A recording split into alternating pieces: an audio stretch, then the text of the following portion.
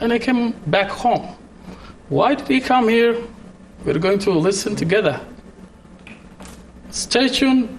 Don't go away, please. We're going to tell you a lot of things about what's going on in the country. Welcome. Thanks for having me.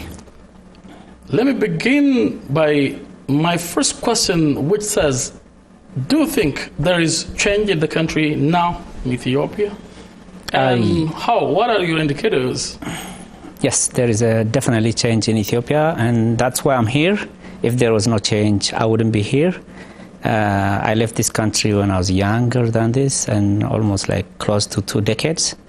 And there is a change, and the change that we see right now is, for some it's fearful, for some it's inspiring, and then I'm of that category that is inspired by this change, and we have been advocating for this for many, many years.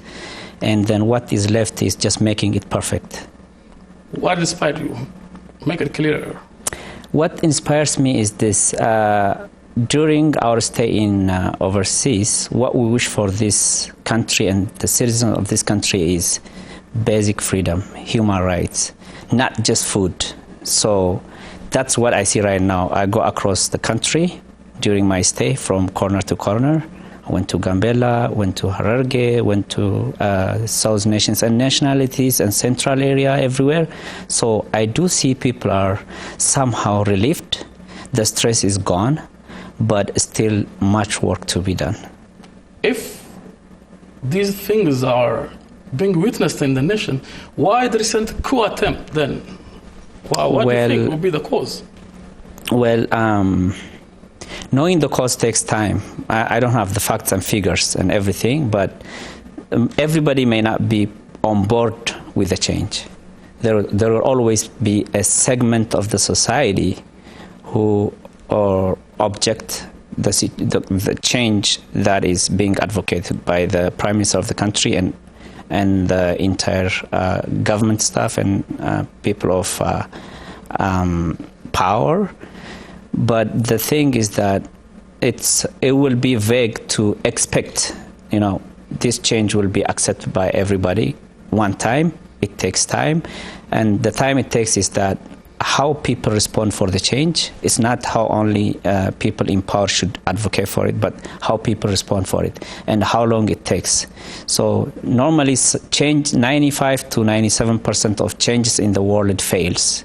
Only few percentage of changes exceed as desired. So right now, this country is heading into the right direction. If I can give you an example of Arab Spring or other countries, if you take the change in Libya, Syria, Yemen, these are almost failed states. Ethiopia is one of the countries that started the change later than most of the Arab Spring countries, and Ethiopia is one of the countries who quickly responded positively, and people are really inspired. We have never seen over many million of people in the Mescal Square last time. That's like for the first time, and I have never seen the response a year ago, and I've never seen any leader of this country who enjoyed the popular support like Prime Minister Dr. Abiy Ahmed. Good. Let's talk about this coup d'etat again. What does that imply? I mean, what do you understand as an activist? What do you understand from that attempt of that coup d'etat? It implies that some segment of our country's society is unsatisfied, and it tells me that also the change is not yet over. It's underway, and it's a part of the process. And this coup d'etat is not just one-time trial. It's been multiple times in various forms, in different ways. So, which means this is an awareness for the administration to take actions. And it looks like Abiy's democratic ambition is taken for wrong. And if need be, Abiy doesn't desire to go back to the previous situation where dictatorship took over the society. He wants to democratize the country, but he cannot do by himself. Everybody should be on board, including those who have opposition to his proposals of the country.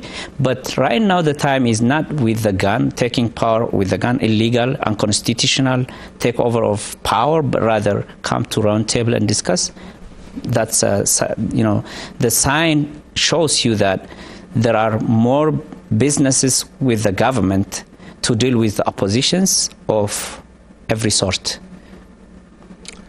From this, I understand that no room for coup d'etat in Ethiopia this time onwards.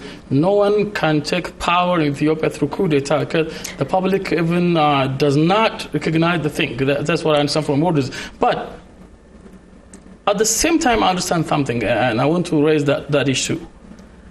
Can we say there are some weaknesses and there are, of course, strengths as well in the government during, in connection to this coup d'etat? What do you think are the weaknesses and the strengths?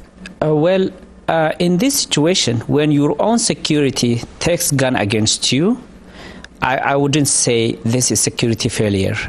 I would rather say what took place in Bahir Dar might be security failure, but the one that took over, took the chief of staff would be, incidental. So bodyguard. Exactly. But the bottom line is that in this country, it's been that way before.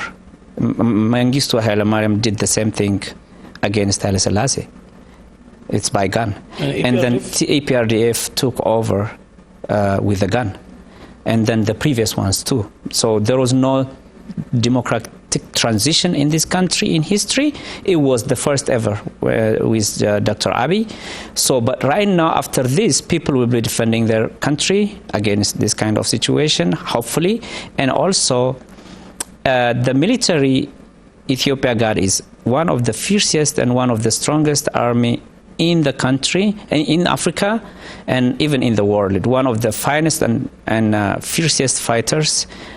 So taking over by gun power by gun in this country would be a history. It won't be possible, I think, because even if the civilian government of Dr. Abiy Ahmed fails, the military will take over, to defend the constitution, to defend the rule of law, and then the country itself. So therefore, I think if any faction, be it political, be it other forces, I don't think it's possible to overthrow a government, especially of popular government like Abiy's, which is supported by almost many democratic countries.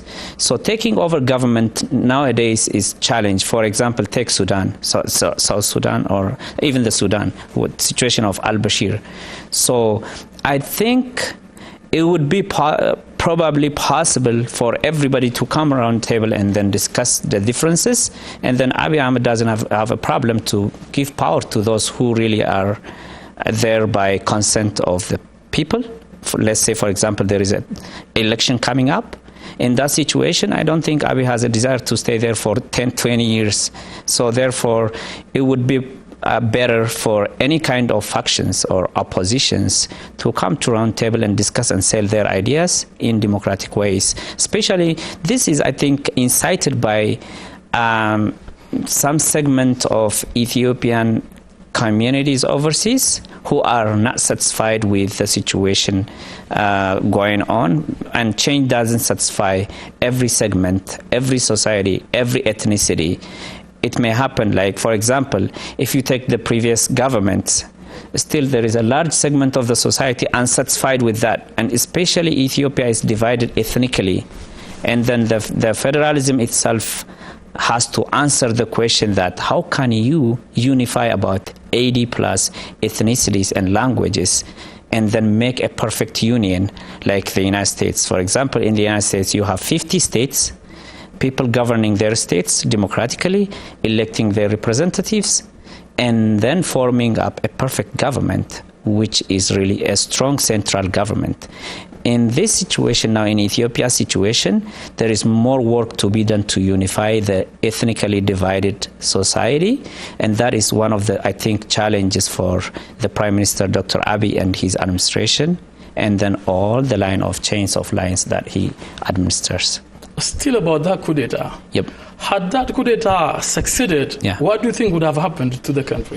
It will be undoing the entire process which has been done, and then it will create a chaos possibly similar to what you see in maybe those failed states that I mentioned earlier. And then there will be property damages, there will be many more bloodsheds than what we paid for this freedom, and there are almost close to between 5 to 10,000 or more youth and other youth sacrificed for this change, and then it will be undoing that, and then taking over by gun is insecure power, and it won't last, and people will get back anyways. But it's not possible. It wasn't possible. It won't be possible, I think, because after this, in Ethiopia or many other parts of the world, there will be no power without the consent of the nation in any country, because the world is advancing. It's a digital media era we are in, and so the world is becoming one market. So people learn, educate themselves, see what's going on around the world.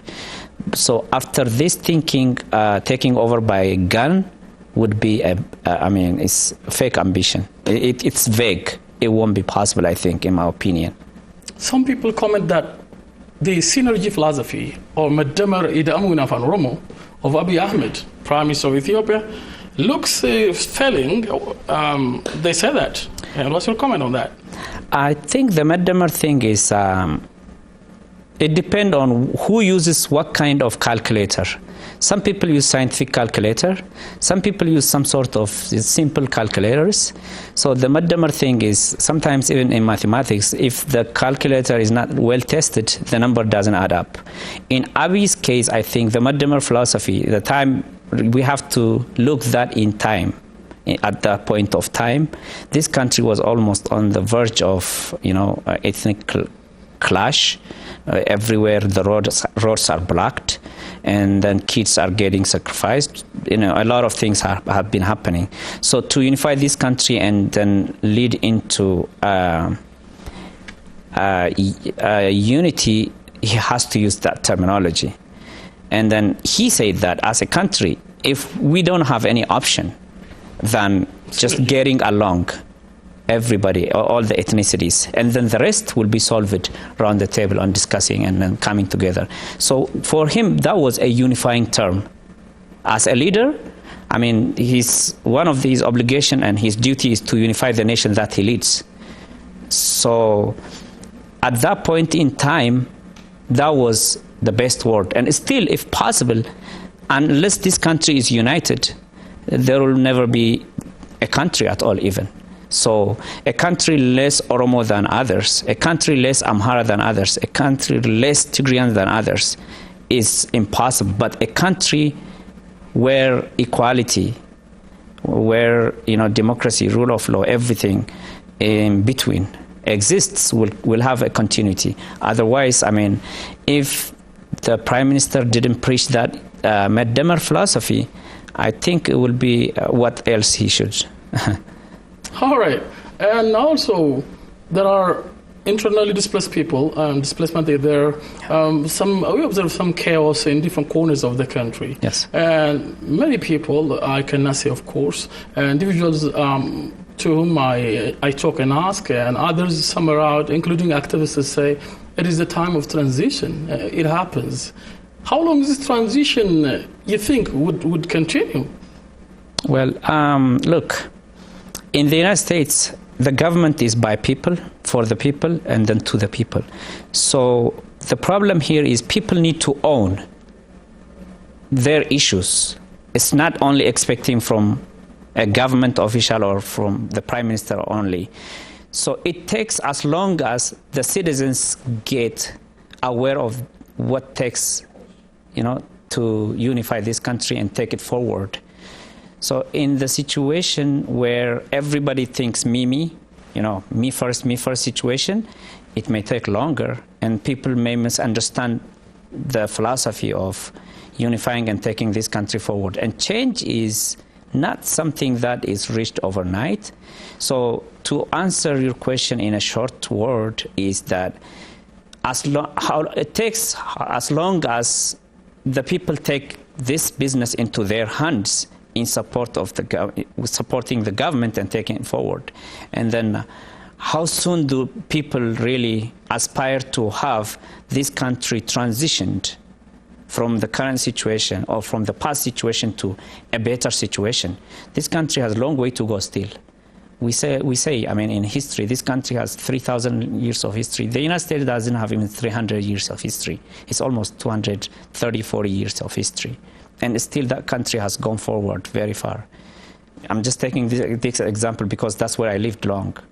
And so in my country situation, in my birth country situation, Ethiopia, a lot of people are still, seeing the situation and saying, oh, it's not my business, And then if everybody just simply expect the change from only the Prime Minister or few of his staff or from his cabinets, this will be taking longer. But if everybody takes this into their hands, their affair, this country's affair is my affair. I have an example, for example. The reason I came to this country is not only because change has happened. I want to have a history. What have I done when my country needs me here? During my stay in this country, for example, I've traveled around. We formed a group called Citizen Support Group. We tried to reach out for the internally displaced people in many camps, many places, from the Sululta, the Awasa, and many other places in Gambela. And we did our part. It's not enough. So it requires everybody's effort to take step to see the change that we seek.